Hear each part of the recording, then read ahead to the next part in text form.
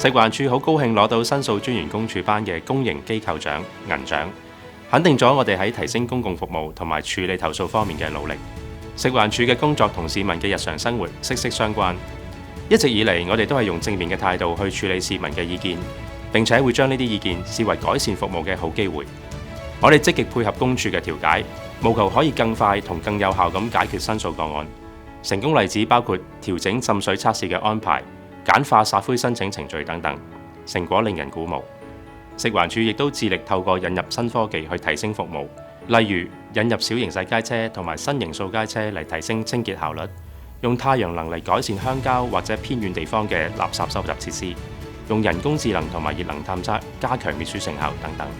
同時，我哋亦試用人工智能機械狗嚟輔助垃圾搬運同埋控蚊嘅工作，同埋自動化機械人嚟清潔街道。